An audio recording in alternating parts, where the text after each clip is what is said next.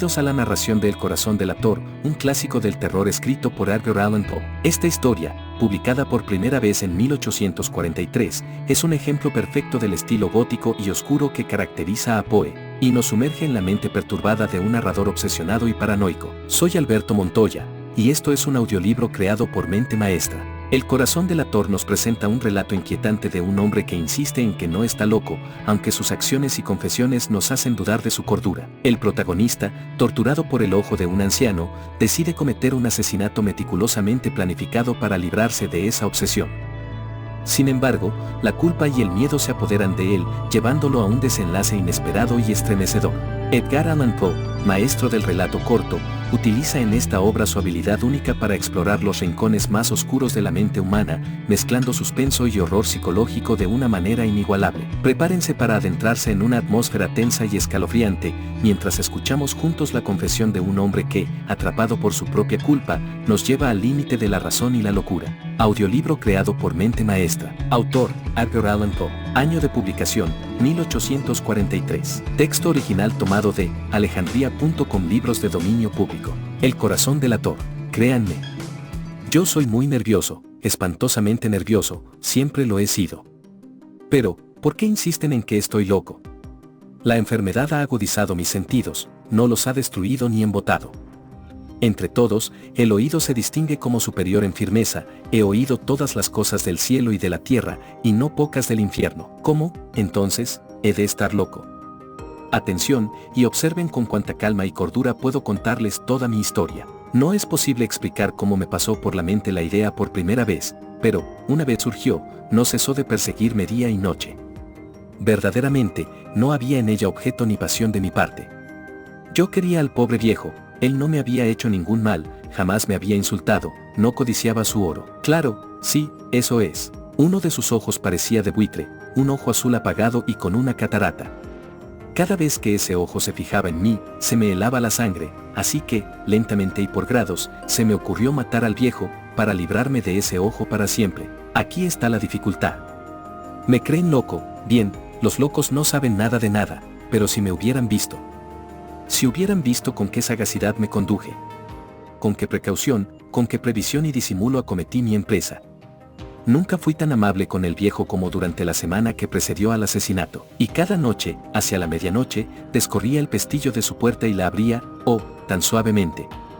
Y cuando la había entreabierto lo suficiente para que cupiese mi cabeza, introducía una linterna sorda, bien cerrada, sin dejar que asomase un solo rayo de luz. Luego metía la cabeza, como se hubieran reído de ver cuán diestramente metía la cabeza.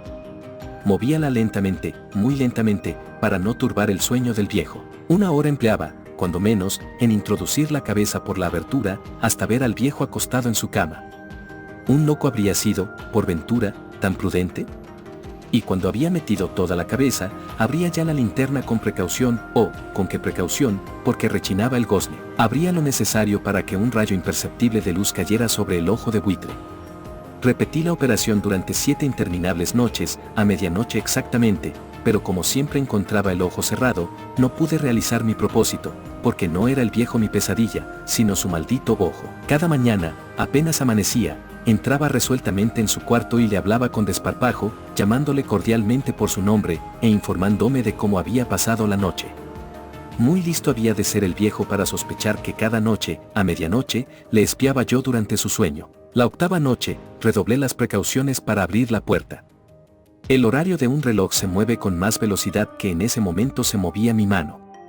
Hasta esa noche no había yo meditado todo el alcance de mis facultades y de mi sagacidad. Apenas podía contener la sensación que me causaba el triunfo, pensar que yo estaba allí, abriendo poco a poco la puerta, y que él no soñaba siquiera mis intentos.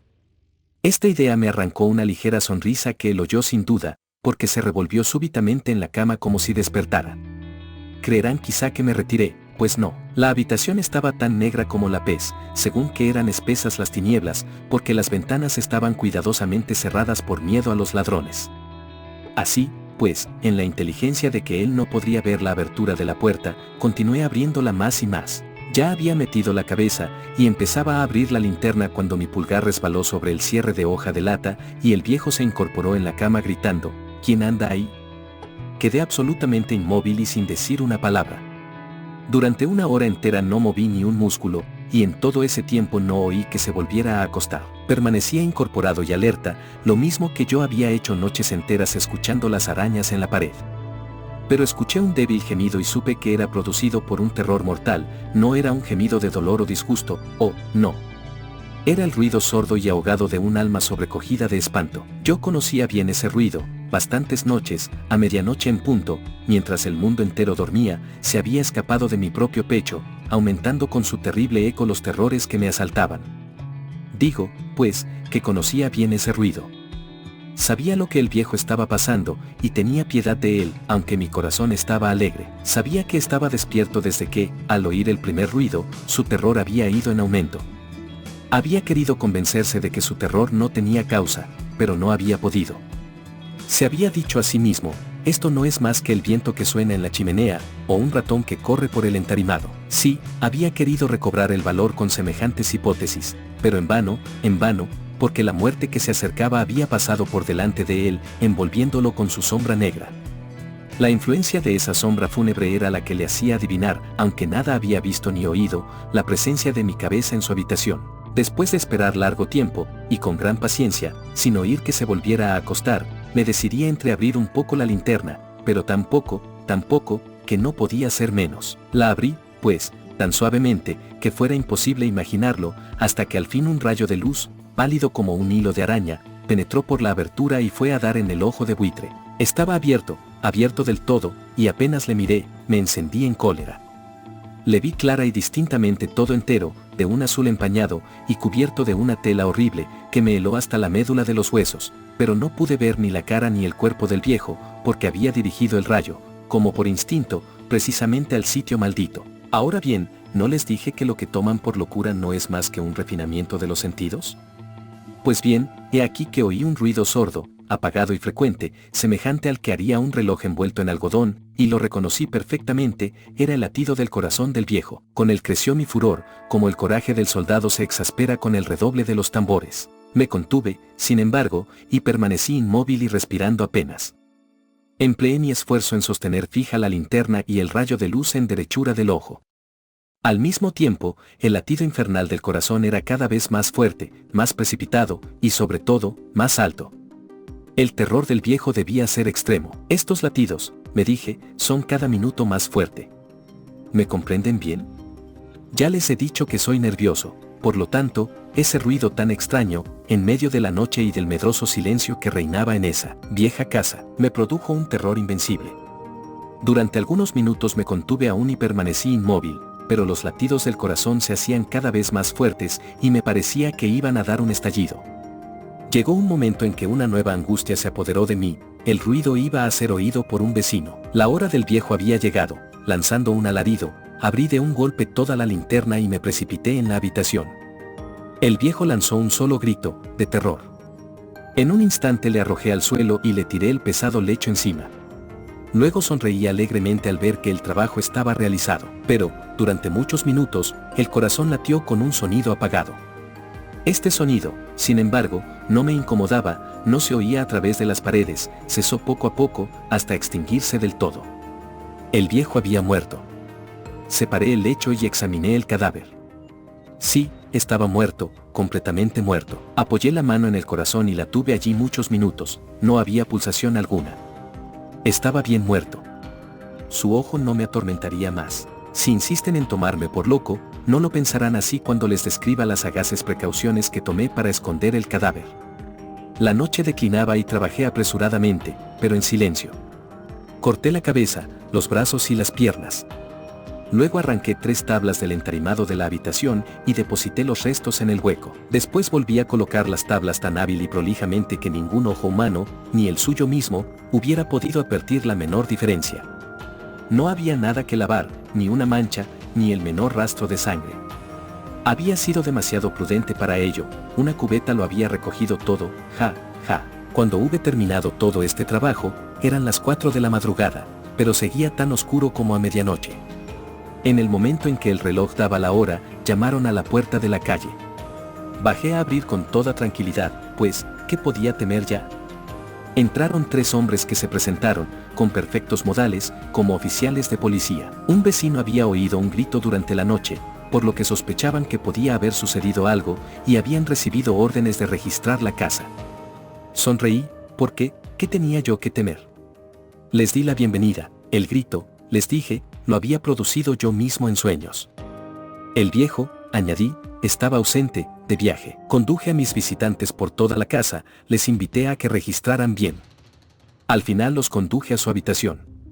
Les enseñé sus tesoros, intactos, en su lugar. En el entusiasmo de mi confianza les llevé sillas a la habitación y les rogué que descansaran allí de su fatiga, mientras yo mismo, con loca audacia, colocaba mis sillas sobre las mismas tablas que ocultaban el cadáver de la víctima. Los oficiales estaban satisfechos, mis modales les habían convencido. Yo estaba completamente tranquilo. Se sentaron y, mientras yo contestaba alegremente, ellos charlaban de cosas familiares.